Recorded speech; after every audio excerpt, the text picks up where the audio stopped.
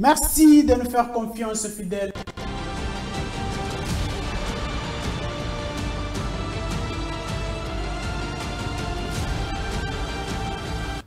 Merci de nous faire confiance, fidèles téléspectateurs. Nous sommes en direct pour ce plateau spécial Lipanda, 64 ans après le bilan, l'héritage, mais également les perspectives d'avenir. Tel est le thème de cette émission. En tout cas, nous allons beaucoup plus s'atteler sur ça. Depuis 64 ans que la République démocratique du Congo a accédé à son indépendance. Est-ce que nous avons stagné? Est-ce que nous avançons? Toutes ces questions-là nous laissent un peu perplexes par rapport à l'évolution de la politique de notre pays. Voilà pourquoi nous avons organisé ces spéciales plateaux Lipanda pour justement analyser avec les experts en matière, les analystes politiques. C'est avec eux que nous allons passer en revue cette actualité qui prévaut sur l'étendue du territoire national. Alors, de l'entame de cette émission, je veux présenter les éminents invités qui sont avec moi sur ces plateaux. À ma gauche, je vais justement commencer à ma gauche. Nous avons Maître Glody Zima. Donc, il est le secrétaire national en charge de communication et médias du parti politique. Bonjour et bienvenue. Merci, Monsieur Augustin Kapina, pour l'invitation. Je voudrais aussi profiter de l'occasion pour saluer tous mes co-débatteurs sur ces plateaux spéciaux. Et je voudrais aussi particulièrement saluer tous ceux qui nous suivent de partout. Et je présente également mes sincères condoléances à toutes les familles endeuillées à la partie Est, parce que notre pays est menacé, le pays est en guerre. Comme vous l'avez intitulé le départ, 64 ans après l'indépendance, nous avons aujourd'hui l'héritage de guerre interminable. Je pense que nous allons en parler. Très bien. On en parle tout de suite dans cette émission. À mon extrême gauche, il y a Bob Yakassa. Il est secrétaire national du Force populaire de démocrates, parti de l'Union sacrée ou de l'opposition. Bonjour et bienvenue. Bonjour, merci beaucoup, Monsieur Augustin, de m'avoir associé à ces débats républicains. Je tiens à saluer mes co-débatteurs ainsi que la population congolaise dans son ensemble qui va nous suivre. Et je tiens à rappeler que je suis secrétaire national en charge de la mobilisation au sein de la Force populaire des démocrates, parti au pouvoir, parti membre de l'Union sacrée de la nation. Donc nous sommes derrière le chef de l'État. Très bien. Alors je m'en vais présenter à mon extrême droit. Il y a Monsieur Marius Moubalama, analyste politique. Bonjour Monsieur Augustin. Libre penseur. Oui, oui. Et merci pour m'avoir associé à ce débat républicain. Nous nous présentons toujours comme le défenseur du bien-être de la population. Et nous avions toujours dit que toute politique publique mise en place, si ça ne concourt pas à l'amélioration du bien-être de la population, ça n'est pas une, n'est-ce pas? Et donc, on est là, aujourd'hui, 64 ans après l'indépendance. Est-ce que nous pouvons dire que nous avions eu des avancées? Est-ce qu'on a régressé? Ce sont des analyses que nous allons faire ensemble ici avec nos co-débatteurs que je salue. Et permettez-moi aussi de saluer nos téléspectateurs qui sont en train de nous suivre à ce moment sur ce plateau spécial 30 juin. Très bien, merci beaucoup. Et enfin, Serge Massiala, cadre du parti Congo Nova. Parti cher au ministre honoraire Fabrice Mpouela, voilà. Bonjour mon cher ami, et encore une fois, merci pour l'invitation. Comme je l'ai toujours dit, j'ai toujours été honoré lorsque vous m'invitez à partager les idées que nous avons avec mes amis ou mes frères qui sont dans les plateaux que j'ai salis.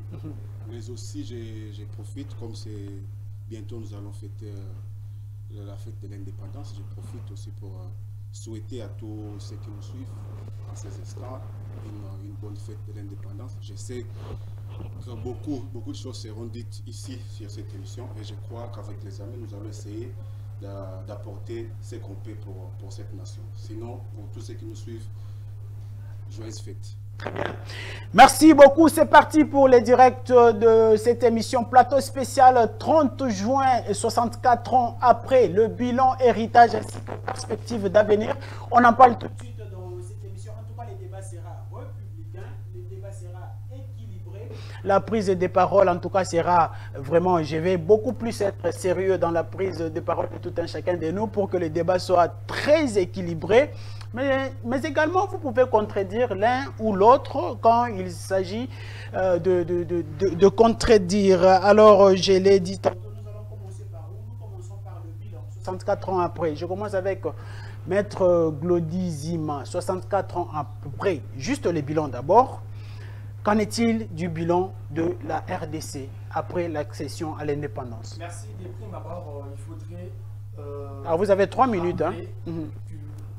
La raison fondamentale de l'indépendance était que la gestion de la République puisse revenir aux dignes filles et fils du Congo. Mais attention, malheureusement, quelques 5 mois après l'accession de notre pays à l'indépendance, nous avons constaté que certains dirigeants, notamment le président Kasavubu, le feu premier ministre Patrice Emery Lumumba, se sont déchirés politiquement. Voilà, déjà c'était un début de la crise politique. Eh bien, cette crise n'a pas fini à ce niveau-là. Un an après, nous avons constaté la mort, nous avons effectivement vu cela, Patrice Emery Lumumba fut assassiné. Et cela n'a pas fini à ce niveau-là. 3 ans après, il y a eu pitch, coup d'état militaire.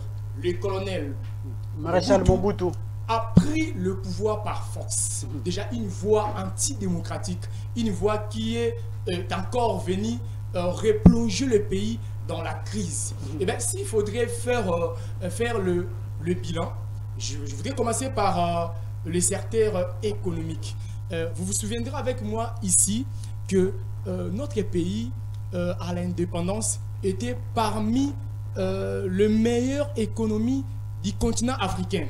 Mais aujourd'hui, vous allez constater que la RDC n'a plus le contrôle, la commande sur l'économie. Notre économie est devenue extravertie. C'est-à-dire elle dépend des prédateurs miniers qui aujourd'hui sont en complicité avec quelques politiciens congolais qui sont en quête d'enrichissement illicite. Très bien. Eh bien, vous allez constater que notre économie a tellement régressé. Et aujourd'hui, nous avons d'ailleurs ce que nous appelons des endettements excessifs que nous constatons. Vous allez voir les pays comme la RDC actuellement est en train, n'est-ce pas, d'éventer le financement de FMI. C'est inconcevable. Un pays comme le Congo, où nous avons presque tous les potentiels. Avec tout ce que nous avons comme richesse, effectivement, les terres arables. Malheureusement, le banditisme financier a atteint son paroxysme dans notre pays. Vous allez voir des gens en cravate, mais des voleurs, des gens qui travaillent au détruiment. Ah, j'espère que ce n'est pas nous qui sommes en cravate sur ces plateaux. Ça, c'est sur le banditisme financier. Parce que vous savez, il y a le banditisme urbain, le banditisme financier. Le banditisme peut avoir plusieurs dimensions. Très bien. Autre élément, je prends le secteur, par exemple, sécuritaire. Vous allez constater qu'aujourd'hui, l'insécurité est devenue grandissante. Déjà, à partir de 1996, il y a eu des groupes armés qui ont infiltré le pays. Mais qu'est-ce que le régime ou les dirigeants qui sont venus après, qu'est-ce qu'ils ont fait? 64 après, vous allez constater que le Congo a été d'ailleurs cédé à l'EAC. C'est pire, c'est très bien, très bien. l'EAC qui a encore fait replonger les pays dans une crise sécuritaire. Donc, brièvement, le pays est en train de patauger dans un état d'immobilisme spectaculaire 64 ans après. Nous allons retenir les propos de Maître Glody Zima. Alors, tout justement, Monsieur Bob Yakassa, vous prenez aussi la parole. Vous aurez aussi 3 minutes comme Maître Glody Zima. Je serai vraiment très strict en ce qui concerne le chrono. J'espère que Bob Yakassa a participé à cette émission plateau spécial 60 ans, 61 ans, si je ne m'abuse pas. Voilà, donc vous êtes un habitué de cette émission. 64 ans après, le bilan. Merci beaucoup. Avant de parler du bilan de notre indépendance jusqu'à aujourd'hui, j'aimerais rappeler, par rapport à ce que Maître Zima venait de dire, il faut savoir qu'il y a eu fragilité de l'unité nationale déjà à partir de 1960 lorsque le pays accédait à l'indépendance. Les politiciens, il y avait deux fronts. Il y avait les fronts unitaristes et les fronts fédéralistes. Et à la suite de ces deux fronts, il s'est dégagé que quelques mois après juste l'indépendance, il y a eu deux sécessions. La sécession katangaise avec Moïse Tshombe et celle du Kasaï avec Albert Kalonji. Mais à cela, il faut ajouter que la République avec M. Kassavou comme président n'a pas pu décoller parce que cette fragilité a amené ce qu'on appelle des conflits permanents sur le plan de gestion politique. Et ces conflits permanents ont fait en sorte que en 1965, Mobutu et ses amis, le président maréchal Mobutu avec ses amis, puissent faire ces coups d'État là et prendre le pouvoir par force.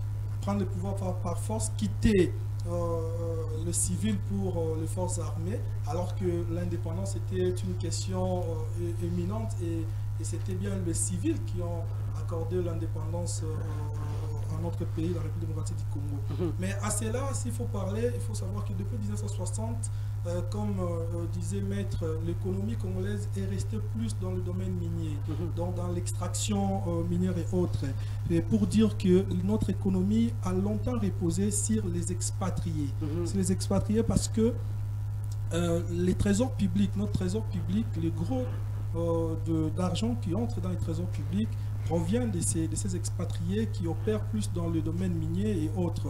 Et à cela, il faut savoir que nous n'avons pas encore diversifié notre économie depuis 1960 jusqu'à aujourd'hui, ce qui fait qu'on est encore dans ce que nous appelons une économie extravertie. Mais qu'est-ce qui manque exactement? C'est un problème des personnes. Donc nous parlons du débat, nous parlons de... Je pense qu'il y a encore du temps. Et donc, ça, ce n'est qu'une introduction pour dire que cette économie extravertie qui repose sur les expatriés, parce que nous, les Congolais, nous n'avons pas encore des capitaux nécessaires, bien que le maréchal Mobutu déjà, en zarianisant le pays en 1971, 72, 73, il voulait donner ou créer une classe moyenne propre aux Zaïrois. Malheureusement, la zaïrianisation a encore ramené les pays dans un trou profond parce que les Congolais ont confondu la gestion de l'État à la gestion de biens privés. Donc c'est comme pour dire que à partir de cet état-là où les Congolais ont récupéré les entreprises des expatriés, ont récupéré ce qui était le petit commerce et autres, ce qui a donné naissance aux offices. Lorsque vous entendez parler des offices du café, des offices et autres, c'est dit à tout ça, la zarianisation. C'est pourquoi aujourd'hui, nous pensons que si ensemble, le politique dans son ensemble, ainsi que les acteurs économiques, nous rendons compte effectivement du trou profond qui existe dans notre pays et que nous nous mettons ensemble avec une conscience profonde de pouvoir redresser notre nation, le pays ira de l'avant. Très bien. Et pour chuter, je pense que nous allons, au cours de cette émission, aborder plusieurs thématiques. Très bien. De l'indépendance jusqu'à aujourd'hui, ce qui a marché, ce qui n'a pas marché. En tout cas, nous aurons suffisamment de temps. Merci beaucoup. Merci beaucoup, Monsieur Bob Yakassa. Et je veux aussi accorder la parole à Monsieur Marius Boubalama. Il aura aussi 3 minutes de prise d'antenne par rapport au bilan, 64 ans après. Quel est le bilan que nous pouvons retenir? 3 minutes. Merci beaucoup, messieurs les journalistes. Il n'y a pas de doute que le bilan soit négatif. C'est pourquoi vous allez voir dans les chefs de nos parents, de nos grands-parents, ils se réfèrent toujours à cette époque coloniale où les choses allaient en mieux. S'il faut un peu remonter dans l'histoire, c'est en 1908, n'est-ce pas, que le roi Léopold II, n'est-ce pas, décide de céder l'État indépendant du Congo à la Belgique. Parce qu'à l'époque, c'était un bien privé de Léopold II. Et pour, n'est-ce pas, laver l'image de Léopold II qui avait colonisé l'État indépendant du Congo pendant un long moment, en fait, la Belgique avait décidé d'apporter des grands investissements, n'est-ce pas, pour laver l'image du roi Léopold II. Monsieur Marius, s'il vous plaît, je vous relance. On va juste prendre ces petits moments pour faire entrer un autre invité, puis je vais vous relancer. Vous pouvez amener une chaise, mettez, c'est un plateau spécial, hein. Il peut entrer, Maître Emmanuel peut entrer et s'installer déjà ici. Venez avec ta chaise. Mettez-la, Maître Emmanuel, vous pouvez venir. Merci beaucoup d'avoir répondu à notre invitation. Venez. Nous sommes en direct, donc c'est un plateau spécial et puis on va pas faire des choses comme si on était en train de se cacher. Vous allez bien? Je vais revenir à vous exactement. Alors, toutes mes excuses, vous reprenez la parole. C'est ça que je disais.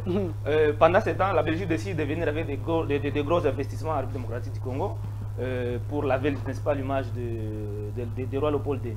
Et ces investissements étaient dans plusieurs domaines. Ils ont parvenu à construire des routes, à construire des chemins de fer, à construire des écoles, des hôpitaux. En tout cas, ça veut dire qu'à la veille de l'indépendance, en fait, jusqu'au 30 juillet 1990, la RDC, en fait, le Congo avait hérité d'une économie forte, avec des entreprises publiques et privées bien organisées, avec un état de santé stable. Très bien. C'est à l'issue, n'est-ce pas, de l'indépendance que les choses commencent à se dégrader. Parce que vous êtes sans ignorer que les colons, à son temps, n'avaient pas permis à ce qu'il y ait, n'est-ce pas, une classe moyenne ou bien l'élite congolaise qui allait travailler pour le bien-être des Congolais. Et quand on a l'indépendance, on s'évite à un problème, n'est-ce pas, de l'élite pour la gestion de tout ce qu'on a hérité de l'indépendance. À la suite de ces problèmes-là, vient aussi des conflits politiques dont le Premier ministre est élu et son président ne s'était pas entendu. Et à l'issue de ces conflits-là, ça donne naissance... Vous faites allusion entre Patrice Emery Lumumba et Kassavou. Il y a ces conflits-là qui naissent. Et à l'issue de ces conflits-là, il y a Lumumba, je crois que c'était au mois de janvier, quelques 6 mois après son élection, est assassiné. Et ça suit pendant une longue période jusqu'en 1965. C'est le coup d'État de Mobutu qui arrive et ça fragilise encore davantage le pays. Mais en cette période-là de 65 jusqu'à 71, l'économie semble être maîtrisée, Mobutu semble maîtriser la situation. Mais après, il vient une décision prise par Mobutu, une décision qui a été vraiment fortement décriée, qu'on appelle la zaïrianisation. C'est cette décision-là qui vient encore faire tomber en faillite toutes les entreprises publiques qui existaient. Et pendant ces conflits-là, les expatriés ou bien les colons qui travaillent dans l'administration, qui étaient comme support dans l'administration, ont pris fuite, ils ont quitté le pays pour aller pour rentrer chez eux. Et toutes les entreprises ont tombé en fait parce qu'on n'avait pas cette élite-là pour gérer les entreprises publiques et privées. Et ça a été un problème sérieux. Et après, à l'issue, l'usure de pouvoir par Mobutu, ça nous a amené dans une situation où on n'a pas pu travailler pour avoir une élite qui allait travailler pour le bien-être du Congo. L'économie dans son ensemble qui a été conçue par les colons d'une manière extravertie, tout ce qui a été construit, ce n'était pas pour faciliter l'intégration, n'est-ce pas, de notre pays, mais c'était pour favoriser, n'est-ce pas, la sortie des matières. Parce que si vous voyez la construction des rails, par exemple, ce sont des rails qui tournent vers la sortie du pays. Et ça ne facilite pas l'intégration entre les provinces, entre les villes.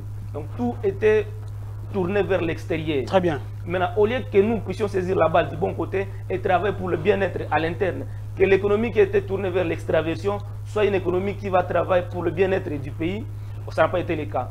Vous allez vous rappeler que à l'époque coloniale, il y avait certaines cultures qui étaient obligatoires. Par exemple, la culture de coton, la culture de café, qui, sous la période de colonisation, était orientée vers les entreprises occidentales. Quand on prend l'indépendance, cette obligation n'existe plus. Ça fait que les entreprises à l'interne n'aient plus de matières premières. Et le peu de matières premières était tourné toujours vers l'extérieur. Et l'élite congolaise qui a été formée avait une mentalité aussi extravertie. Donc elle devrait travailler pour le bien, pour l'intérêt des colons, ou bien pour l'intérêt des pays occidentaux, au lieu de travailler pour, n'est-ce pas, pour renflouer les entreprises locales ici. Ça n'a pas été le cas, mais très bien.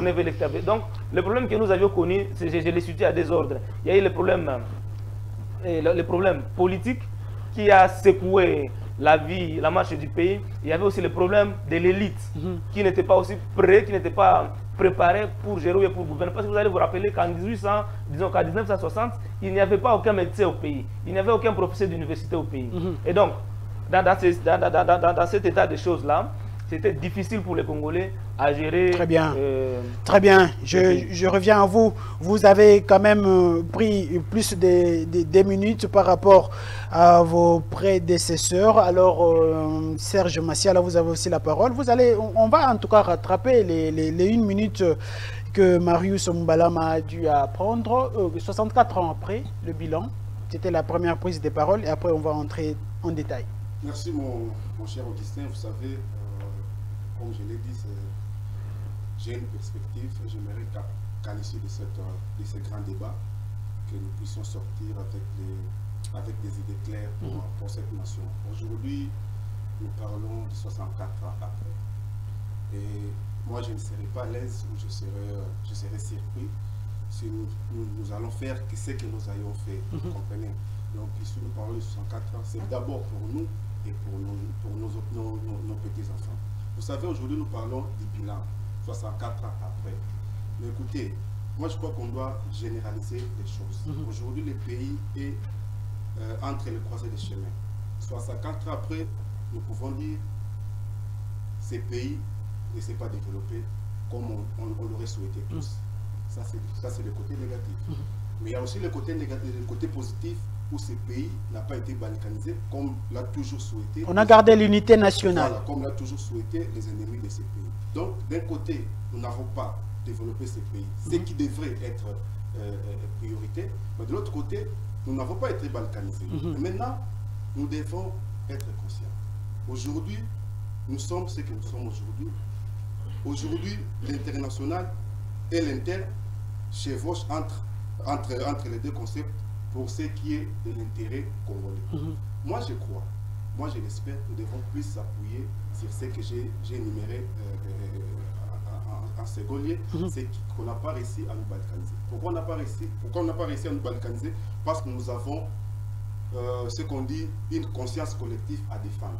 Et c'est dans cette conscience-là que nous allons commencer à poser des jalons. Vous comprenez? Aujourd'hui, 64 ans après, on n'a pas pu se développer. Pourquoi? Parce qu'on a créé un système interne qui ne nous permet pas de nous développer. Aujourd'hui, on peut beau dire que l'externe ne nous aime pas. Mais moi, je pense et je crois que c'est l'interne qui influence l'externe. Très bien. Donc, si nous voulons, aujourd'hui, 64 ans après, influencer l'externe, nous devons commencer par l'interne. Et l'interne, où nous devons commencer, nous devons être conscients. Nous devons nous dire, 64 ans après, heureusement pour nous, on n'a pas été divisés, mais maintenant, travaillons sur ce qui nous unit. Qu'est-ce qui nous unit aujourd'hui? C'est le Congo. Et qu'est-ce que nous devons faire du Congo? Moi, je crois que c'est dans cette optique que nous devons réfléchir pour aider ces pays. Parce que c'est ça l'objectif principal même de ces débats. Oui, nous allons parler du bilan, nous allons parler des perspectives. L'objectif principal, c'est aider ces pays à se développer. Et aujourd'hui, nous, les jeunes, on a vu ce qui nous ont dirigés pendant la Première République, pendant la Deuxième, aujourd'hui nous sommes à la Troisième République.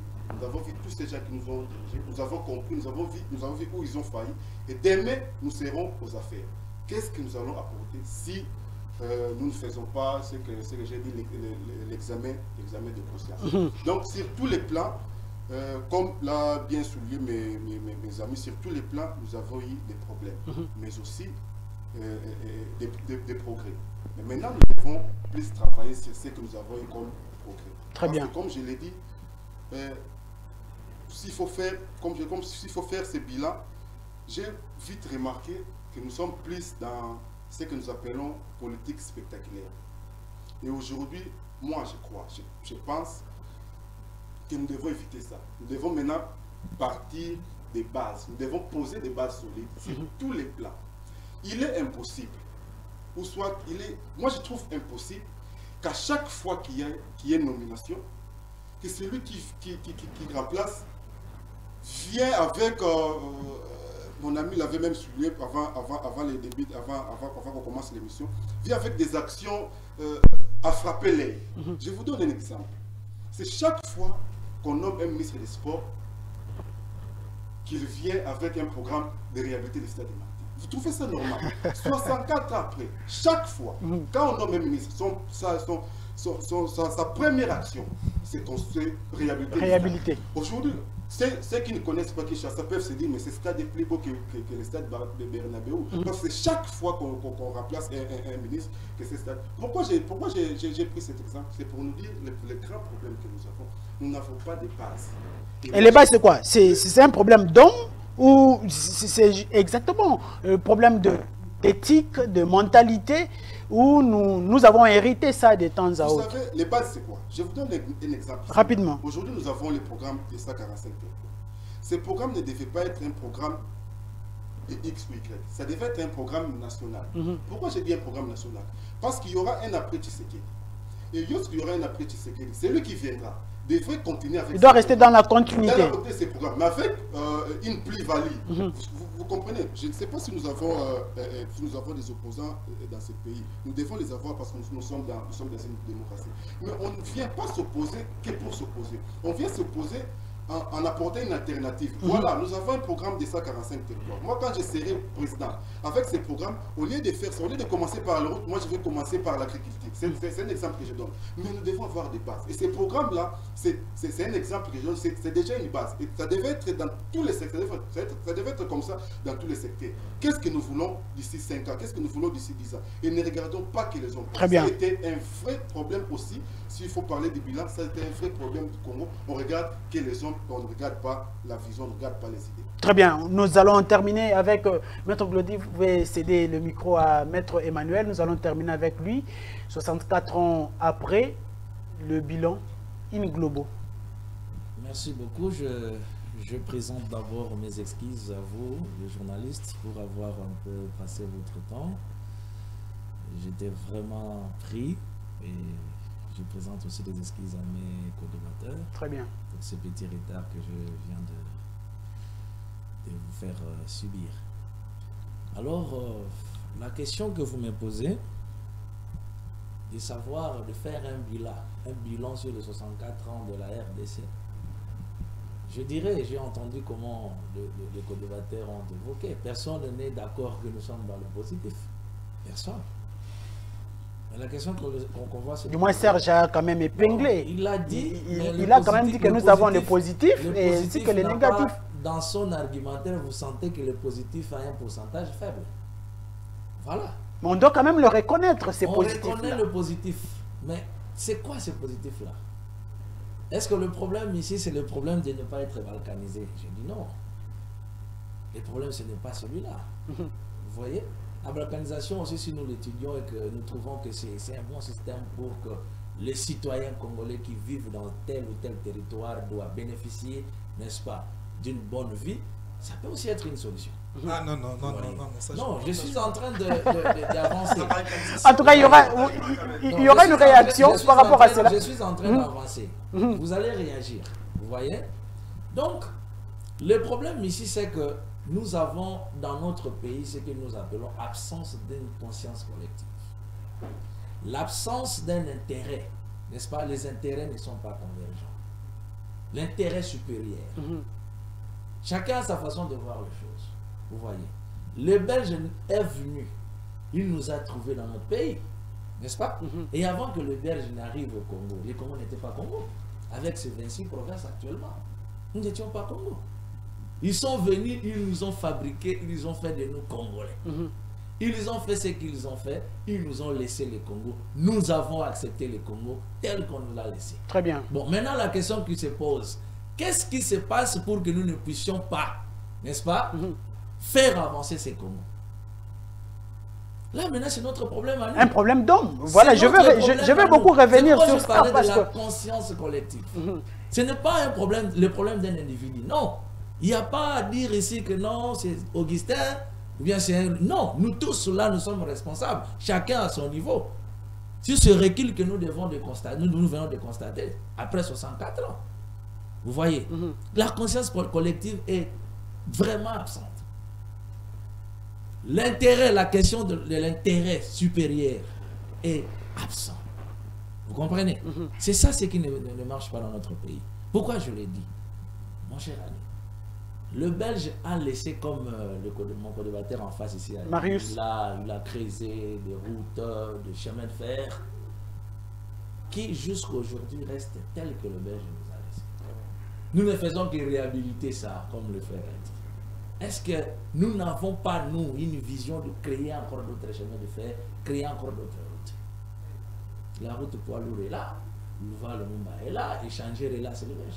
Bientôt, nous aurons les rocages. Nous aurons les rocages ici. Chaque année, sur des moutons. Maître Emmanuel, bientôt nous aurons un rocage ici qui va transcender au moins 4 communes. À faire ce qu'on appelle les réceptacles. Vous tournez ensemble, vous faites des blagues. On ne blague pas avec l'État. On ne blague pas avec le peuple. Le peuple a besoin de sentir qu'il bénéficie, n'est-ce pas, de ce que nous entendons tous, de ce scandale géologique qui est notre pays. N'est-ce pas? On ne bénéficie de rien. On ne bénéficie de rien, mon frère ami. Parce que les intérêts ne sont pas convergents. Et surtout, la notion de l'intérêt général ne préoccupe pas ceux qui expriment leurs ambitions pour diriger ce pays. Mais du moins, au niveau de la préservation de l'intégrité nationale, nous avons quand même convergé. Serge l'a dit sur ce plateau. On préserve. Nous sommes restés un et indivisibles. Nous préservons l'intégrité nationale, nous sommes un. Nous dormons affamés, nous mourons de malaria, nous subissons des typhoïdes. Vous comprenez? Pendant que nous subissons cela, nous voyons comment est-ce que l'IGF, dans une administration qu'on est en train d'applaudir, dénonce des détournements scandaleux. Bon, dites-moi maintenant, face à ces tohi-bohi là, vous voulez vraiment que nous disons quoi de spécial? Très bien. 64 ans. Très bien. L'unité nationale, oui, on n'est pas balkanisé. Bien. Malaria, tu mets. Pour même enterrer ton père, il faut appeler le député qui est dénoncé, le ministre qui est dénoncé pour avoir détourné 500 millions de dollars. Très bien. Qu'est-ce que vous voulez dire par là? Donc, nous tous là, nous sommes responsables. Là, j'ai attaqué seulement les dirigeants, mais nous aussi, nous sommes responsables à notre coin. On entre dans les débats. Parce qu'il y a un principe qu'on dit les droits du peuple, n'est-ce pas, à disposer de lui-même. Est-ce que le peuple est prêt à disposer de lui-même? Vous comprenez? Parce que quand vous marchez ici, vous trouvez le peuple même. Nous là, nous jetons nos immondices, nous jetons des poubelles par-ci, par-là. Nous faisons n'importe quoi. C'est pourquoi j'ai dit quoi? L'indépendance, 64 ans après, nous avons hérité quelque chose de bon. C'est quoi? Nous sommes plus fouettés par les Blancs. Nous pouvons accéder à Gombe n'importe quand et rentrer n'importe quand. Vous comprenez? Mais cette indépendance-là, nous en avons fait d'un libertinage. Très bien. Merci beaucoup, Maître Emmanuel Ishomba. Alors, vous allez passer maintenant le micro à Maître Glody. En tout cas, pour le reste du débat maintenant, 1 minute 30 pour rendre un peu le débat beaucoup plus, comment dirais-je, actif sur ces plateaux. 1 minute 30 et puis on passe la parole à une autre personne par rapport à tout ce qui s'est dit. Une réaction, vous avez écouté tout le monde par rapport au bilan et puis nous allons passer à l'héritage. Écoutez, vous savez, quand nous parlons de l'indépendance, il y a quelque chose qui me fait très mal. Question. Quel document juridique que les colons nous ont attribué qui atteste que la RDC était-elle devenue indépendante? Parce que la Constitution de 60, qu'on appelle la loi fondamentale, c'était une loi octroyée, un texte octroyé. Parce que vous savez, il y a 3 manières pour obtenir une constitution en droit constitutionnel congolais, ou en droit constitutionnel de manière générale. Il y a l'octroi, les plébiscites, les référendums. Mais on nous a imposé une constitution. Mais là, les documents que les colons nous ont remis, qui attestent que le Congo est réellement indépendant, ce qui prouve à suffisance que même les Belges savaient que les Congolais n'étaient pas préparés. Voilà pourquoi j'appuie même le plan devant Lucien qui dirait que les Congolais devraient encore passer 30 ans de préparation pour la gestion de la ressource publique. Et vous allez constater cela derrière, mon ami l'a évoqué. 5 mois après, ça aurait dû être beaucoup plus nombreux. Au niveau du Kassai, Albert Kalonge avec est devenu empereur, s'est proclamé empereur. Au niveau du Katanga, tombé avec sa station katangaise, d'exode sur terrain. Et au-delà de cela, vous allez constater que nous avons hérité, je dirais, des choses que nous ne comprenons pas. C'est-à-dire? Je vais donner des exemples très précis. Est-ce que les Congolais ont-ils compris la quintessence ou le fond de ce qu'on appelle indépendance? Parce que sur le plan pragmatique, vous allez voir aujourd'hui, le Congo a hérité, par exemple, un parlement où les députés sont devenus des garçons de course de l'exécutif. Vous allez voir aujourd'hui, le Congo a hérité, 64 ans après l'indépendance, l'héritage que nous avons des guerres interminables où Bunagana, sous l'occupation du M23, c'est notre héritage. C'est que nous n'étions pas préparés à la gestion des restes publics. Parce que nos pères ne nous ont pas donné le bon paradigme de la gestion. Parce que même le premier ministre, Patrice Emery Lumumba, n'a pas présenté un bon paradigme face au premier président Joseph Kasavubu. Et cela a continué jusqu'à présent, de la première jusqu'à la troisième République. Et aujourd'hui, vous allez constater qu'il y a une absence de l'autorité de l'État 64 ans après. Il y a la crise de leadership et de légitimité 64 ans après. Vous allez constater l'amateurisme dans la gestion de la ressource publique. C'est ce que nous subissons aujourd'hui, la théâtralisation. Aujourd'hui, le Congo a plus de 900 partis politiques, secteurs politiques.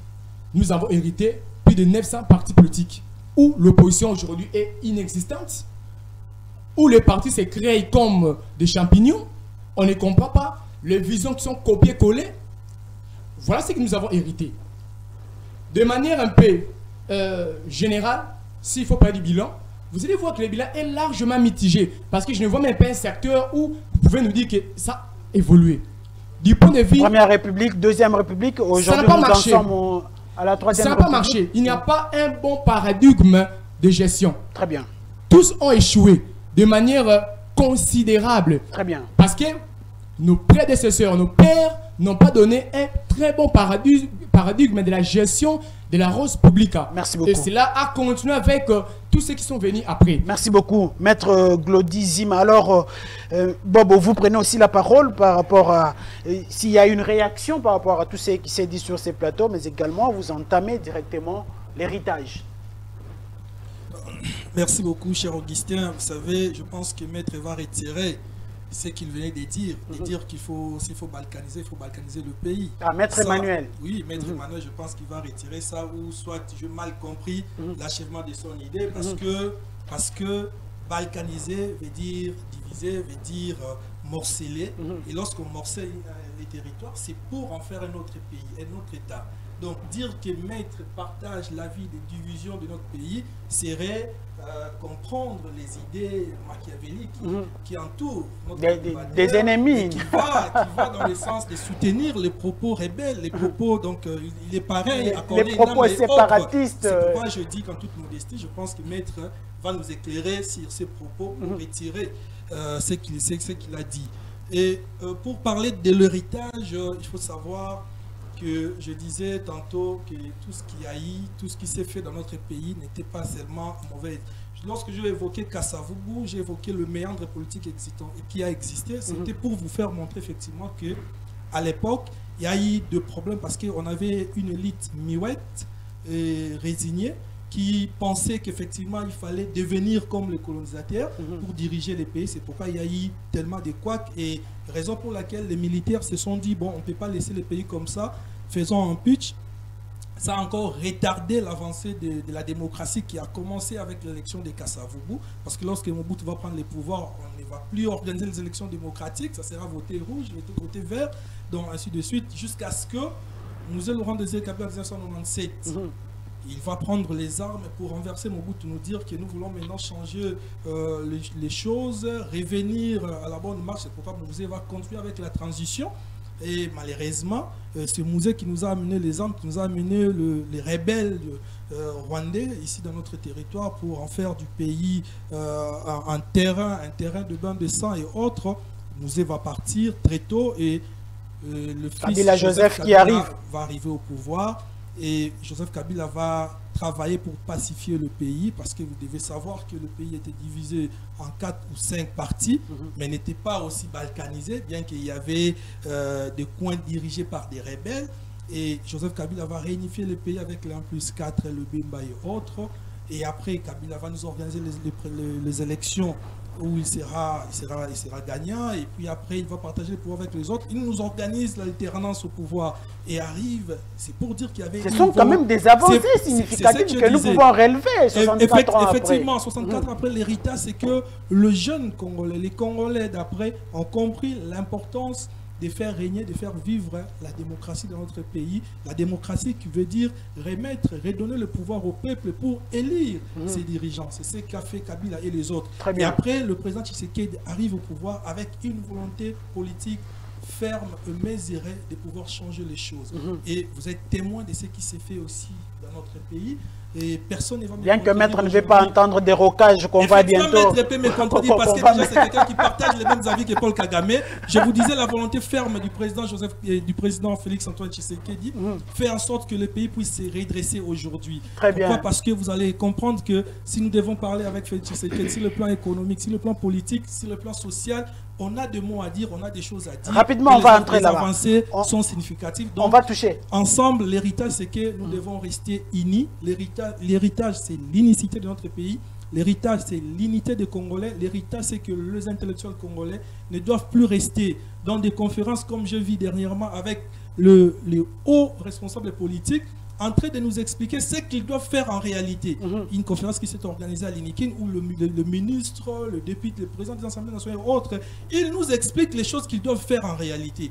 Alors que nous devons quitter cette étape-là. Les gestionnaires doivent comprendre qu'il est là pour réaliser. Et être dans le pragmatisme. Être dans le pragmatisme. Très bien. Dans les théories que nous avançons ici, s'il vous plaît. Très bien. Merci beaucoup, Bob Yakassa. Maître, 45 secondes, je vous donne la parole. Une réaction parce que vous avez été vilipendé. 45 secondes tout simplement, parce que ce n'est pas votre temps. Je ne traînerai pas vraiment pour dire que je n'ai pas demandé aux Congolais de balkaniser le pays. Je n'ai pas dit ça. J'étais en train de réfléchir avec tout le monde ici. S'il faut balkaniser pour que la paix... Je réitère bien ce que je dis. Très bien. Je n'ai pas dit que la balkanisation du Congo serait une solution. J'ai évoqué le mot balkanisation dans son sens générique. J'ai dit la balkanisation, sans pour autant dire que la balkanisation du Congo, je n'ai pas dit ça. Qu'on ne me colle pas de choses que... Très bien, merci beaucoup, c'est compris. J'ai dit la balkanisation en soi peut aussi être une solution lorsque le peuple, n'est-ce pas, doit, n'est-ce pas, retrouver, n'est-ce pas, très bien. Par exemple, vous connaissez bien le bloc URSS, n'est-ce pas? Ça a été balkanisé, n'est-ce pas? L'Ukraine aujourd'hui, la Russie, tout ça là, ça a été balkanisé. Vous comprenez? Bien qu'il y a des conséquences. On va revenir. L'histoire nous renseigne cela. Mais je ne suis pas en train de dire aux Congolais de se balkaniser. Très bien. Vous comprenez? C'est compris, je suis en train d'évoquer des exemples pour appuyer mon idée. Très bien. Appuyer mes réflexions. Dire je reviens à vous. Ça peut aussi être une solution. Je vais exactement revenir à vous. Bien que Maître Glody n'est pas tout à fait d'accord, mais je vais en tout cas revenir. La balkanisation est devenue, non, il ne faut pas tout le monde appuyer, mais il faut appuyer avec des idées. Merci beaucoup. Montrer sur base de quoi l'unité du pays sert aux Congolais. Merci beaucoup. Ça, le débat. Je vais exactement revenir à vous. Monsieur Marius Mbalama, oui. Héritage. Oui, par rapport à l'héritage, vous savez que quand les colons quittent le pays, nous avons l'indépendance le 30 juin, on nous a légué un État. Et ben, on n'était pas une nation, on était juste un État, avec nos limites que nous connaissons. Mais au fil des années, durant les 64 ans ici, passés, au moins ça c'est un aspect positif que nous pouvons reconnaître, c'est que nous avions pu consolider une nation. Ça veut dire qu'un Congo, du Congo central, il se retrouve à l'aise à Goma. Quelqu'un de Nord Kivu, il se retrouve à l'aise dans le Grand Équateur. Donc il y a cette unité-là que nous avions si conservée. ce qui fait qu'aujourd'hui, le Congo soit ce qu'il est. Ah, ça, c'est l'héritage de la deuxième République. Ce n'est pas l'héritage, c'est ce que nous Congolais, nous-mêmes, nous avions consolidé. Cet intérêt-là de vivre ensemble. Très bien. Et c'est ça, en fait, l'intérêt général que nous avons. Mais il y a un problème qui est aussi l'un des héritages de l'indépendance. Nous avons parlé ici de l'homme congolais qui n'était pas prêt, n'est-ce pas, pour gérer la chose publique. Et tous les problèmes que nous avons aujourd'hui, ça part de ça. Parce que dans la mentalité congolaise, dans la mentalité de l'élite congolaise, cette mentalité-là est toujours extravertie. On ne travaille pas pour le bien-être de la population, qui est le credo, n'est-ce pas, de tout gouvernement. Quand vous ne travaillez pas pour le bien-être de la population, et c'est de cette manière-là que les colons faisaient travailler les Congolais. Tout ce que nous faisions à l'époque, c'était pour servir aux intérêts des entreprises capitalistes des pays occidentaux. Voyez. Et c'est là que nous sommes aujourd'hui. Tous les dirigeants politiques que nous avons, ils travaillent pour le bien-être des entreprises des occidentaux. C'est pourquoi vous allez voir ici. Je vous rappelle ici, quand les colons quittent le pays, quand on a l'indépendance, après le recensement, il y avait plus de 9600 entreprises et industries créées, qui existaient. Mais aujourd'hui, lorsqu'on a fait les recensements pour faire un plan, n'est-ce pas, général pour l'industrie au Congo, on a retrouvé que nous n'avons qu'à peu près 520 entreprises. Le reste des entreprises, plus de 8900 entreprises, nous avions détruit. Les routes qui existaient, le nombre de kilomètres de routes qu'on avait léguées à l'époque, n'est-ce pas? Nous n'avons pas le même nombre de kilomètres. Parce que vous allez vous rappeler qu'à l'époque, Lumumba voulait faire Kinshasa par véhicule pour rejoindre, n'est-ce pas, Kisangani. Je dis bien par véhicule. On pouvait quitter Lubumbashi par véhicule et atteindre Bukavu, de Bukavu aller à Kisangani. Et cela, c'était par véhicule. Ce qui est impossible aujourd'hui. Aujourd'hui, ce n'est pas praticable. C'est impossible. Le problème, c'est quoi? Le problème, c'est l'homme congolais qui a toujours cette mentalité-là extravertie. Vous savez, nous avons un problème. Lorsqu'il y a nomination, n'est-ce pas, j'étais par là. Monsieur le journaliste, vous m'interrompez, laissez-moi finir. Allez-y. À chaque fois qu'il y a nomination, n'est-ce pas, des ministres, on se base sur quels critères? Est-ce qu'on se base sur la probité morale? Est-ce qu'on se base sur la capacité qu'on a à gérer? Est-ce qu'on se base sur la notion de citoyenneté? Est-ce que la personne qu'on nomme à la place, par exemple, de responsabilité, est-ce qu'il a un véritable citoyen? Est-ce que c'est quelqu'un qui a des notions de redevabilité?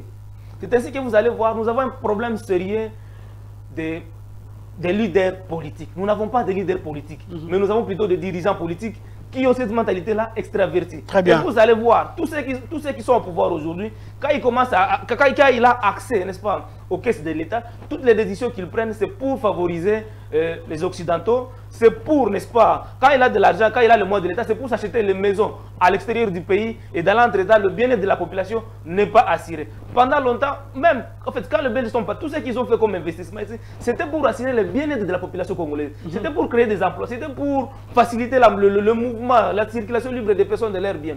Mais aujourd'hui, messieurs les journalistes, tout ce que nous avions eu en termes économiques, qui était d'abord, qui était à la base extraverti et qui reste jusqu'aujourd'hui extraverti, on devrait travailler pour que tout ça puisse bénéficier, n'est-ce pas, aux populations congolaises à l'interne. Malheureusement, on n'a pas su renverser, n'est-ce pas, la tendance. Et aujourd'hui, on est devenu plus, n'est-ce pas, plus indépendant de l'économie extérieure que de notre économie.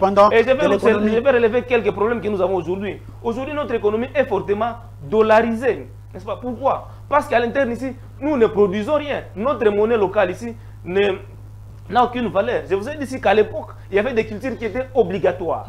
Et ces cultures-là, comme le café, comme le cacao, comme le caoutchouc, aujourd'hui, quand vous allez, aucun Congolais ne peut se lancer dans la plantation de café. Aucun Congolais ne peut se lancer aujourd'hui dans la plantation de caoutchouc. Et pourtant, ce sont ces genres de plantations qui ont permis à ce que l'économie, qu'on puisse nous léguer une économie qui était forte. Parce que vous allez vous rappeler que notre économie, en 1960, lors de l'indépendance, avait le même niveau que l'économie canadienne. Très bien. Avait le même niveau que l'économie coréenne. Aujourd'hui, le PIB, les statistiques de 2020 des Congolais est de 403. Or, à l'époque, 403 $. Or, à l'époque de l'indépendance, le PIB était de 1690 $ par Congolais.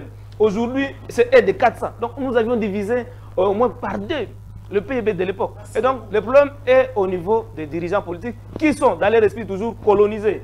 Ouais. Donc nous avons toujours cet esprit-là de paternisme. On attend qu'on nous donne, on très bien, merci. Pour donner. Merci beaucoup. C'est là qu'il y a le problème. Donc nous devons faire un effort de renverser la tendance. Merci mais au moins cet acquis-là, je le reconnais, que nous avions consolidé la nation autour de notre État. Merci beaucoup. En ce qui concerne l'héritage, on peut avoir une note satisfaisante parce qu'il y a des idées qui sont sorties sur ces plateaux, qui t'avouent aussi peut-être de le confirmer ou pas.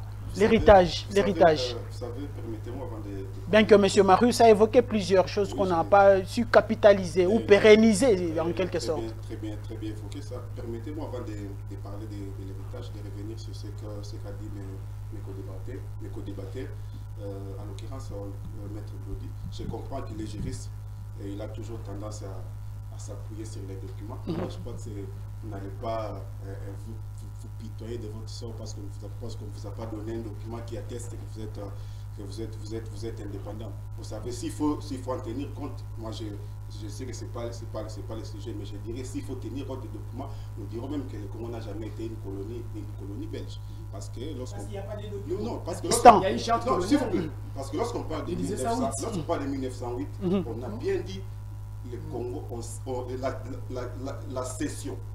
Et la cession, c'est comme le maître l'a dit dans les étapes de l'intégration, c'est une union libre.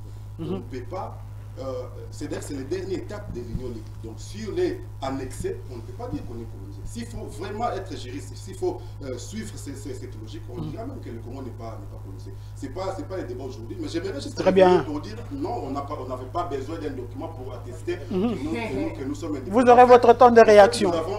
Nous avons la colonisation, l'aliénation, tout ça c'est d'abord quoi? C'est un problème mental. C'est un problème mental.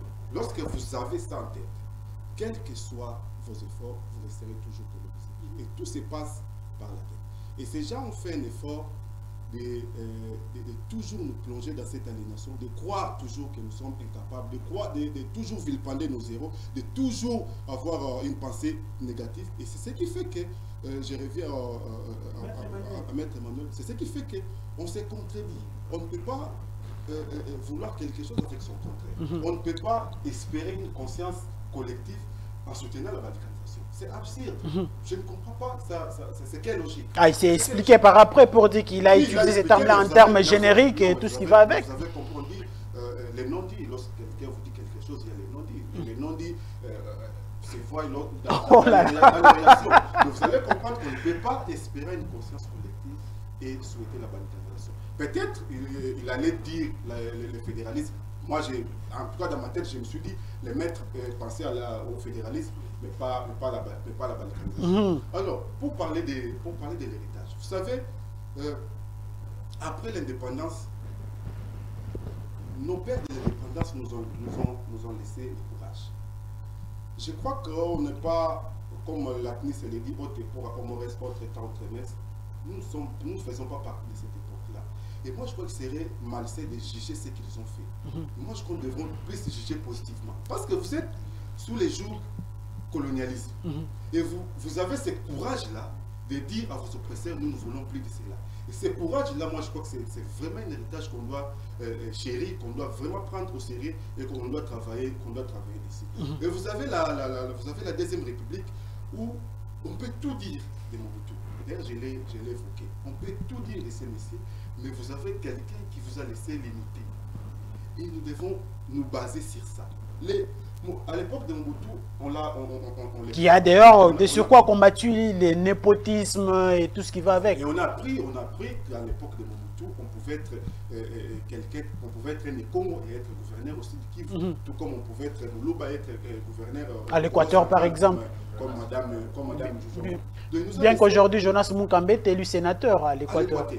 Et voilà, donc il nous a laissé cette unité. D'ailleurs, j'avais commencé par ça, c'est quelque chose d'acquis. Et nous devons en profiter.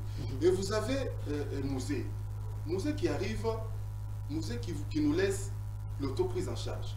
Voilà pourquoi j'aimerais aussi rebondir sur ce que Bob Yakassa. Vous savez, un peuple ne se pitoie pas sur son sort. Un peuple ne sacrifie pas ses héros, quels que soient leurs erreurs. Un héros, c'est quelqu'un qui n'est pas parfait, mais c'est quelqu'un qui a fait quelque chose pour l'intérêt général. C'est ça, les leaders. Il a marqué son temps. Il a marqué son temps. Et comment Vous savez, dans toutes les libérations du monde, moi j'ai fait les relations internationales, j'ai essayé d'étudier toutes les libérations du monde, on a toujours besoin d'un allié, que ce soit interne ou externe. Mais maintenant, si les intérêts des alliés externes sont mesquins, ce n'est pas amusé d'être parfait ou de connaître en amont ce que les ennemis avaient comme intérêt masqué. Tout à fait. Parce que même si on n'avait pas utilisé, même si ce n'était pas musée, on allait utiliser une autre personne. Mais maintenant, arriver avec les ennemis qui avaient des agendas cachés et venir faire tête, parce qu'ils pouvaient dire, ok, maintenant je suis président de la République, et tous ces gens-là, les Rwandais, les Ougandais m'ont aidé, alors qu'est-ce que je vais faire? Ok, je laisse faire. On n'allait rien faire. On allait juste constater qu'on est maintenant dominé par ces gens-là. Mais il a refusé. Et ça, c'est un héritage qu'on doit vraiment chérir, c'est l'autoprise en charge. Comme je l'ai dit, c'est un héros et nous devons l'accepter. Très bien. Nous devons promouvoir nos... Très bien. Et enfin, il y a eu les régimes qui venaient de passer. Aujourd'hui, on a un nouveau régime. Nous sommes sur cet élan, comme je l'ai expliqué. Maintenant, il est temps de poser des actions nationales, de poser des programmes nationaux. Très bien, on va y revenir dans les perspectives d'avenir. Maître Emmanuel, prenez aussi la parole d'abord. Merci beaucoup, monsieur le journaliste. En évoquant cette question, je précise encore une fois de plus que je ne vais pas demander aux Congolais de balkaniser. Je parlais de la balkanisation comme une réalité que nous ne pouvons pas éviter parce qu'elle est là devant nous. Mais quitte à nous, les élites penseurs, tout le monde qui sait qu'il a une pensée à émettre là-dessus, de nous mettre autour d'une table et que nous puissions y réfléchir. Que de suivre les déclarations politiques qui sont de nature profiteuse. Voilà. Donc quand quelqu'un dit qu'on ne peut pas balkaniser, il est applaudi. Mais quand il dit qu'on doit balkaniser, on le considère comme s'il faisait mèche avec les rebelles. Or, il est peut-être comme moi. Quand j'évoque cette notion, je ne l'évoque pas comme politicien, comme faisant partie d'un groupe, ceci, cela. Je suis en train de l'évoquer comme un penseur. Et je demande à mes frères qui sont avec moi, parce que la réalité persiste, n'est-ce pas? Il y a plusieurs décennies aujourd'hui, nous devons y réfléchir. Et donner à l'élite politique des notions très basiques sur lesquelles ils peuvent, n'est-ce pas, faire asseoir leur vision politique quant à l'unité. Très bien, héritage. Voilà. Par rapport à l'héritage, je l'ai dit d'entrée de jeu ici quand je prenais la parole, que nous avons hérité les Congo. Parce qu'avant que le Belge vienne, nous n'étions pas Congo. Il est venu, il a fait de nous Congo. Et il nous a laissé tout ce qu'il nous a laissé. N'est-ce pas? Là, c'est quand même un héritage. Mais 64 ans après, notre réflexion ne peut plus être de réflexion d'enfant. Nous devons savoir que nous avons, après les colons, nous avons pris 10 ans, nous avons pris 20 ans, 30 ans jusqu'à arriver à 64 ans. Est-ce que c'était vraiment difficile pour nous de réécrire, de donner encore une nouvelle vision pour de conduire le pays? Je ne pense pas que nous étions incapables. Parce qu'aujourd'hui, après que le Belge soit parti, nous avons au moins appris certaines choses. Nous avons vu des médecins blancs, nous avons vu des professeurs d'université blancs, nous avons vu des magistrats, tout ça là. C'est ce qui a donné, n'est-ce pas, aux Congolais le goût de vouloir apprendre, n'est-ce pas, la science.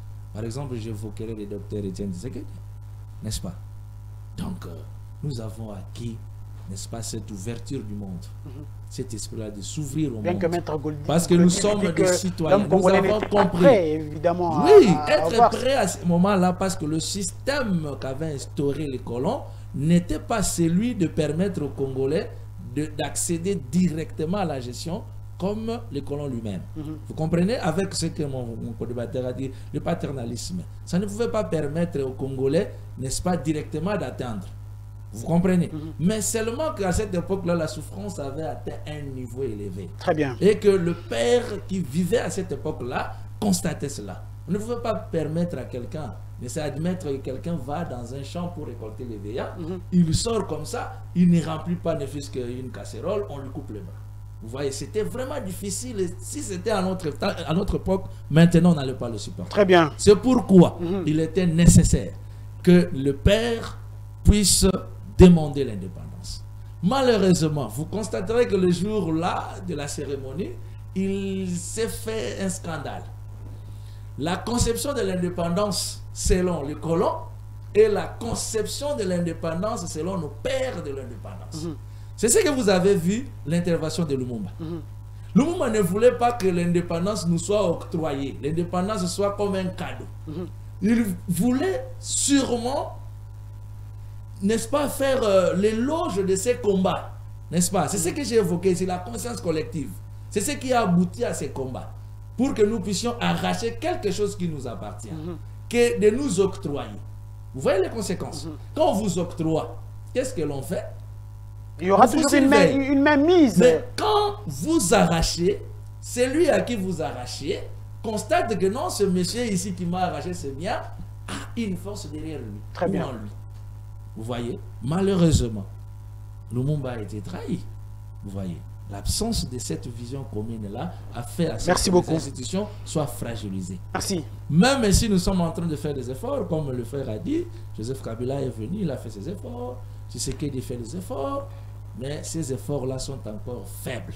Merci. Nous devons faire en sorte que nous puissions remonter, parce que pour éviter en sorte que quand nous allons atteindre 100 ans après l'indépendance, nous revenons autour du même débat. Ça ne sera pas important. Bien. Merci beaucoup, Maître Emmanuel Ishomba. Alors, nous sommes en train d'évoluer parce que déjà plus d'une heure du temps, des très belles idées, des analyses ici très riches qui sont en train de sortir sur ces plateaux.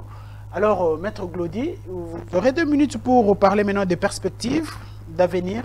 Et maintenant, c'est le moment où vous pouvez tout détailler comme proposition du perspective d'avenir. Merci beaucoup. Je voudrais d'abord revenir sur ce qu'a dit Maître. Vos 2 minutes. Vous les capitalisez. Effectivement. Ce que je refite, c'est le terme balkanisation. À la place de celui-ci, il aurait dû utiliser le terme scission. Vous savez, en droit, il y a 2 manières qu'un État peut naître, soit par scission, soit par fusion. Je prends par exemple le cas du Soudan. Soudan du Nord, Soudan du Sud était à l'époque constitué d'un seul État. Mais il y a eu une scission, mais pas balkanisation. Parce que la balkanisation, c'est une expression très dangereuse. Parce que celle-ci peut amener l'État à l'inanition, à la disparition totale. C'est ce que je refite. Je reviens sur ce qu'avait évoqué mon cher ami Serge, sur le texte que j'avais parlé. Vous savez, l'indépendance ne doit pas être déclaratoire. Parce que, en d'autres termes, quand on parle de l'indépendance, c'est en fait l'accession à la souveraineté internationale. Et cela doit être probatoire. Il faut qu'il y ait un texte qui le démontre. Il faut qu'il y ait un texte. Vous savez, tous les écrits qui sont contenus, incorporés dans un document, ont 3 dimensions. Il y a la dimension politique, il y a la dimension spirituelle et la dimension financière. Parce que lorsque, ou une fois, un État où les impérialistes acceptent de documenter, d'écrire quelque chose, attestent qu'aujourd'hui, nous vous accordons ou nous vous donnons l'indépendance. Ils sont liés spirituellement à ces textes. Et ils le savaient, ils ne l'ont pas fait. Et aujourd'hui, nous parlons d'indépendance et nous ne comprenons pas, en fait, les contenus de cette indépendance. Voilà pourquoi je dis, il y a eu des choses qui se sont passées après l'indépendance qui étaient très catastrophiques. Très bien. Perspective d'avenir. Je pense qu'aujourd'hui, nous devons tout faire de quitter, nous les Congolais, d'abord, le mimétisme institutionnel. Nous devons éviter ça parce que l'une des choses qui bloque le pays, c'est le mimétisme institutionnel et constitutionnel. Nous avons fait des copies-collées. Nous avons copié les modèles occidentaux et ça nous bloque. Et ça n'arrive pas à s'adapter à nos propres réalités. Deuxième des choses, nous devons faire ce qu'on a fait. Nous devons aller à l'éveil de la conscience nationale. Vous savez, aujourd'hui, la conscience nationale congolaise est corrompue à tous les niveaux. Au niveau du peuple, d'ailleurs moi j'appelle ça le système vertical et horizontal de la corruption de la conscience nationale. Au niveau vertical, on voit du peuple aux autorités. Tous sont corrompus. Au niveau horizontal, peuple entre peuple. Voyez-vous? Alors, nous devons aller à l'éveil de la conscience nationale. Mais c'est ça, parce que je suis ça c'est la technicité de la matière, parce que nous devons faire, parce que souvent, par indépendance, on parle des choses qu'on ne comprenne pas. Et au-delà de cela, le Congo d'aujourd'hui doit quitter la zone de la dépendance de l'impérialiste. Vous savez, moi, ça me fait très mal. Le pays comme le Congo aujourd'hui, c'est vente de financements extérieurs. Mais c'est aberrant, c'est inconcevable. Avec tous les détournements que nous constatons aujourd'hui, des détournements à ciel ouvert, des corruptions. Et j'avais évoqué l'exemple du Parlement. J'ai dit, le Parlement aujourd'hui est devenu un espace de garçons de course de l'exécutif. Donc nous devons veiller, nous devons également, je vais clôturer par là, faire des réformes multidimensionnelles. Parce que le pays, jusqu'à présent, est toujours dans la crise. Donc il faudrait que les pays puissent connaître des réformes intégrales qui vont faire développer les pays. Très bien, merci beaucoup. Monsieur ça vous avez la parole par rapport aux perspectives d'avenir. Un débat difficile à gérer parce que vous sentez qu'il y a des idées qui posent. Perspective. Merci beaucoup. Je pense que moi je suis politologue de formation et je pense qu'avec le juriste il y a toujours ce débat des concepts, ce débat. Et entre juristes il y a un sérieux débat, d'école. Avec nous, ce sont des concepts qui posent parfois problème par rapport à la compréhension générale, parce que nous, par moment, nous disons qu'il faut arriver à faire comprendre le petit Congolais dans son intellect. Et ce que je vais dire par rapport aux perspectives d'avenir, c'est que le Congolais, comme je disais tantôt, l'intellectuel congolais ne doit plus être muet. Il doit parler, il doit s'exprimer. Mais comment s'exprimer? C'est à travers des idées, comme nous émettons ici. C'est aussi en réfléchissant, en écrivant. Parce qu'aujourd'hui, le comble, c'est que, comme je vous disais, lorsque je suivais le débat à l'INIKIN, là-bas, où les éminents professeurs ont parlé, j'ai aimé l'apport de M. Augustin Matata Pogno lorsqu'il parlait de leadership managérial au niveau des institutions. Et donc, il avait totalement raison. Mais bien que j'étais dans le mois d'entendre le ministre en fonction nous parler, nous dire que ce pays, même si le président des assemblées, dire que ce pays, même si on mettait Jésus-Christ, rien ne va changer. Bon, c'était formidable. C'est très compliqué. Pourtant, ministre en fonction. Alors que nous devons quitter un ministre en fonction, un président de l'Assemblée nationale doit voir les erreurs du passé pour corriger l'avenir. Un ministre en fonction ne doit pas être dans le narratif, ne doit pas être dans les discussions, mais il doit être dans l'agir. Et donc, je pense, nous qui aspirons à des fonctions au sein de notre pays, nous devons comprendre que lorsque nous avons des responsabilités, nous les jeunes, nous devons arriver à donner des résultats, à être là en train d'expliquer aux gens ce qu'est votre travail, alors que votre travail est connu de tous. Merci beaucoup. Les idées, nous émettons toujours. Et je pense que je dois vraiment vous remercier de nous avoir associés à ces débats.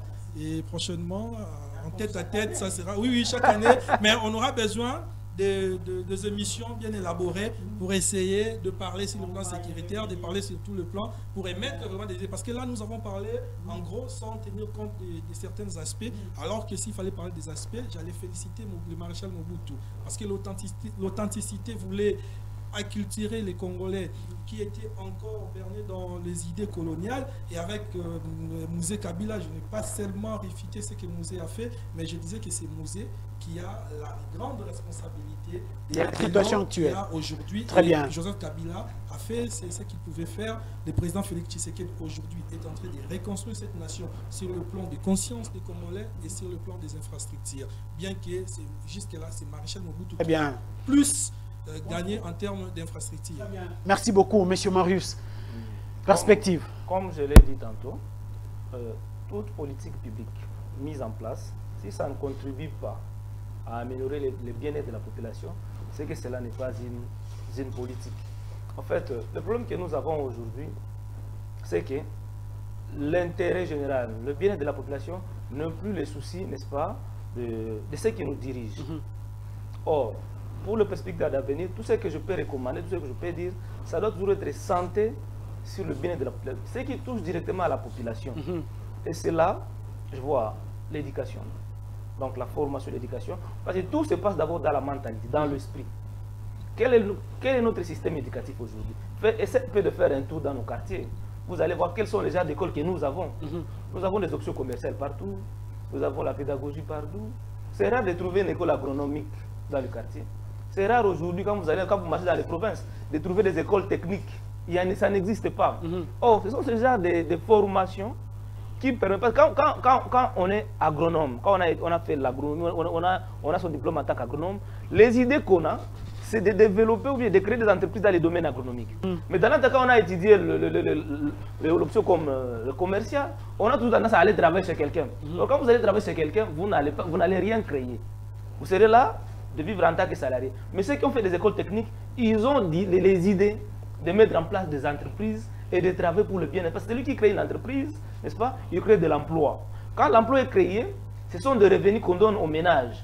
Et plus le ménage ont le revenu, plus il y a de la consommation. Plus il y a la consommation, c'est la production qui s'accroît. Très bien. Ouais, et du coup, on avance. Et donc, on doit miser sur la formation et aider à changer la mentalité du Congolais. Et de lui dire que non, quand vous travaillez pour le bien d'abord du Congo. Comme ça a été le cas pour le Chine à un moment donné, le Chine s'était fermé. Quand le Chine s'est fermé, ils ont travaillé à l'interne. Et c'est quand ils ont réussi à l'interne qu'ils se sont ouverts au reste du monde. Très bien. Mais permettez-moi de terminer ma réflexion. Rapidement. Mais ici, donc j'ai parlé de l'éducation. Il y a aussi le problème, la santé. On doit aussi s'atteler à tout ce qui touche à la santé, mais également au logement. Le Congolais vit très mal. Ils vivent très mal à tel point que quand vous vivez mal, vous ne savez pas réfléchir. Et du coup, on est en train de tourner à rond, on ne sait pas avancer. Je reviens sur la question de ceux qui nous gouvernent, ceux qui nous dirigent. On doit éviter tout ce qui est populisme. On doit éviter le népotisme et le tribalisme. Ce sont les éléments que Mobutu a s'y combattre. Mais aujourd'hui, nous sommes en train de voir que le populisme est en train de prendre encore place. À tel point que quand vous voyez ceux qui sont nommés aujourd'hui, ils sont dans les théâtres. Ils sont dans les théâtres. Au lieu comment ils sont en train de travailler aux problèmes profonds des Congolais, ils sont dans les théâtres. Les premières décisions qui sont prises, mon co-débatteur ici de gauche l'a si bien dit, tout ministre qui est nommé au ministère du sport, le premier... C'était juste un exemple. Hein. La majorité. C'est qu'il y ait un constat réel. Quand quelqu'un arrive au pouvoir, quand quelqu'un arrive au pouvoir, il refuse tout ce que l'autre a fait. Et il n'y a pas l'idée de continuité. Nous sommes devenus un état éternel recommencement. Vraiment. Donc on recommence, du coup on est en train de tourner en rond. Très bien. On sait qu'on ne sait pas avancer. Merci et beaucoup. donc on doit tout faire pour que tout ce que nous avons à l'interne puisse d'abord commencer à bénéficier aux Congolais. Très bien. Il faut qu'on fasse que non, toutes les provinces soient d'abord intégrées à l'interne avant de chercher à être à faire partie des organisations régionales. Merci. Sinon, beaucoup. Nous allons finir par être un débouché pour les autres. Donc ça veut dire que notre consommation crée de l'emploi à l'extérieur que de le créer à l'intérieur. Merci beaucoup, M. Marius Moubalama. Je vais terminer avec M. Serge et Maître Emmanuel. 2 minutes par rapport aux perspectives. Et puis on va se séparer là. Merci. Nous avons déjà pris 1 heure. 1 heure combien, Igo? Nous sommes allés à 1 heure plus 30 d'antenne. C'était un plateau spécial, ne nous en tenez pas rigueur et puis on va se séparer par là. J'aimerais conclure dans ces 2 minutes que vous m'avez données. Premièrement, le mimétisme n'a jamais posé problème. Ça fait, on l'a toujours dit, on n'invente pas la roue. C'est plutôt du mimétisme positif. Vous pouvez copier très bien. Vous ne pouvez pas que copier et ne pas être capable de réaliser. Très bien. Il y a du mimétisme aussi positif. Alors, comme je l'ai dit, nous sommes sur les croisées des chemins.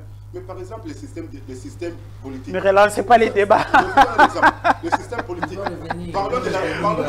Non, je vous donne l'exemple. Parlons de la démocratie. On va. Pour les peuples, par les peuples. Ça n'a pas été créé au Congo. Nous sommes encore dans la période de la fête de l'indépendance. Vous allez me dire que si vous acceptez, la semaine, si vous acceptez, la semaine prochaine, n'est pas disposée pour une démocratie. S'il vous plaît, merci beaucoup. Si vous acceptez, la semaine prochaine, on revient toujours avec ce même casting pour en parler en long et en large. Merci beaucoup. Évoluez. J'allais dire, nous sommes sur les croisées des chemins, comme je l'ai dit, et aujourd'hui, nous devons reconnaître que nous ne sommes pas là où nous devons être, mais aussi, nous ne sommes pas devenus ce que les ennemis voulaient qu'on devienne. Alors nous devons commencer sur ces bases. Et nous ne devons pas aussi oublier les forces extérieures. Parce qu'aujourd'hui, nous parlons de cette guerre d'agression qui n'est pas une guerre interne, ou qui n'est pas une guerre provoquée par les Congolais, c'est une guerre d'agression, c'est une guerre provoquée par les ennemis. Mais comme je l'ai dit, la solution est au niveau interne. C'est l'interne qui influence l'extérieur. Si au niveau interne, nous sommes conscients, comme le maître pour co-débatteur, maître l'avait dit, si nous appliquons cette conscience collective, que nous décrions tous, mais cette conscience collective viendra d'où? C'est par rapport à cet imaginaire commun que nous avons. Aujourd'hui, nous avons le Congo. Qu'est-ce que nous voulons du Congo? Nous ne sommes plus à ce stade de spectacle où nous faisons tout pour être vie. Vous savez, aujourd'hui, vous serez surpris au Congo, pour qu'un bilan de ministre soit positif, il faut que ces ministres donnent de l'argent à quelques groupes de jeunes pour constituer une sorte de série de communication. Et c'est comme ça qu'on dirait que... Intensifier les communications dans les médias. On dit qu'il a réussi. Alors qu'on peut réussir ce mandat si on pose des bases. Aujourd'hui, j'ai évoqué les projets de 145 territoires. Ça ne devait pas être un programme d'initiative du président Félix Tshisekedi. Ça doit être un programme national. Sur les plans sécuritaires, aujourd'hui, nous avons eu un président qui est venu et qui s'est dit, attends, on a été infiltré à cause des brassages, mixages. Nous ne voulons plus de ça. Plus question de négocier, plus question d'intégrer les rebelles dans l'armée. Ça doit être une politique nationale. Il y a eu même une loi de programmation militaire par rapport à cela. Que c'est lui qui viendra après Félix, après le président Félix, continue dans tous les secteurs, même sur les plans éducationnels, il y a des choses à changer. Même sur les plans constitutionnels. Je sais qu'on n'a pas abordé, ce sujet. Écoutez, la constitution peut évoluer. Je ne dis pas qu'il faut changer. Voilà. Attention, je n'ai pas dit ça peut évoluer. Attention, ça peut évoluer. Il faut changer la constitution. Très bien. Non, j'ai bien dit qu'il y a des réformes qu'on peut réviser. Vous savez, la constitution n'est pas rigide, elle est fluide. Merci. Elle peut être révisée pour... Voilà. Alors, pour terminer... Rapidement.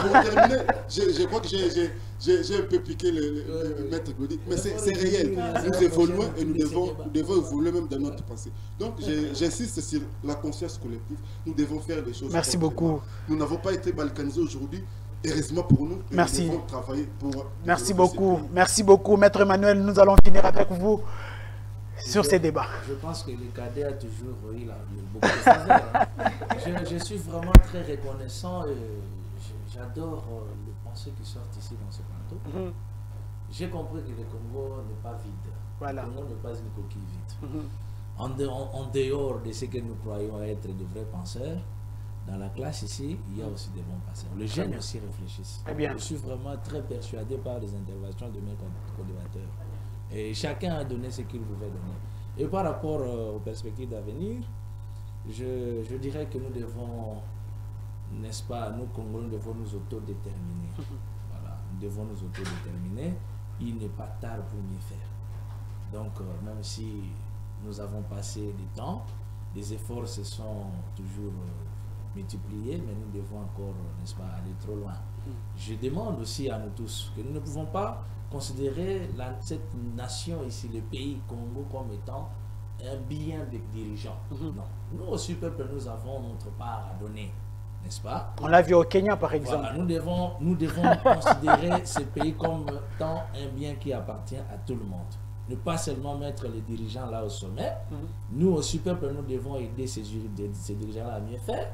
Au cas où ils ne sont pas à mesure de nous donner ce que nous leur disons de faire, Nous devons, n'est-ce pas, avoir le courage de les interpeller. Très bien. Par exemple, aujourd'hui, par rapport à la classe populaire, la population, nous devons éviter le libertinage de ce pays. Marchez à Kinshasa et vous allez voir comment le peuple se comporte. C'est pas bon. Ce pays nous appartient. Vous sortez avec vos saletés de chez vous, vous jetez à la rue. Vous marchez, vous sentez un besoin urinaire, vous urinez sur le mur. Est-ce que ce sont les dirigeants qui vous demandent d'uriner? Voilà pourquoi M. Marius a évoqué l'éducation. Pourquoi ne pas avoir une sensibilisation par rapport... Moi je vis M. Mouzit aussi, les autres ne seront pas d'accord avec lui, ou bien on peut réformer sa pensée. Il avait créé des écoles populaires, des universités populaires.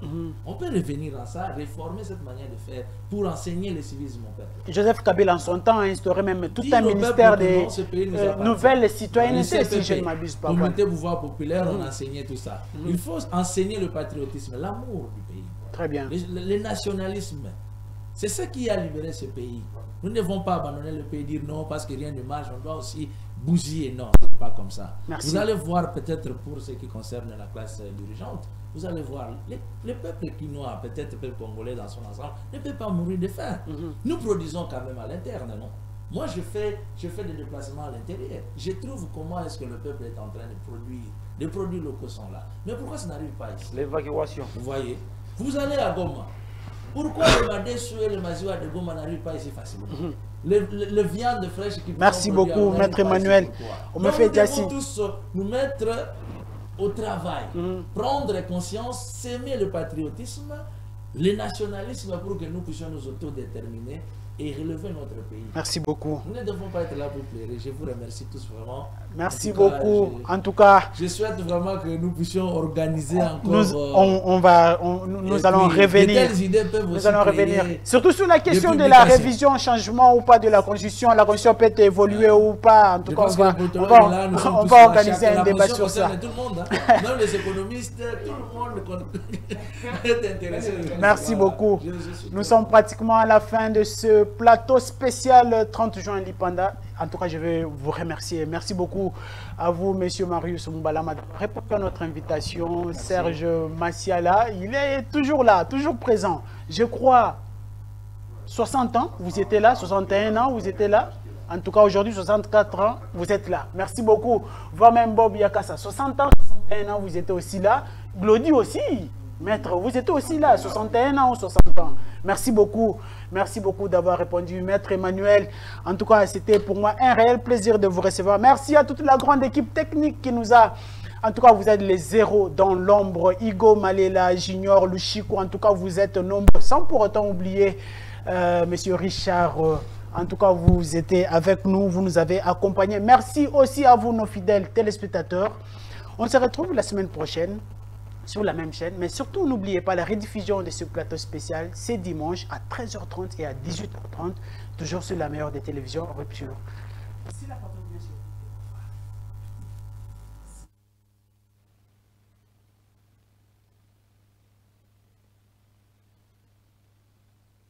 Indépendance, tcha tcha.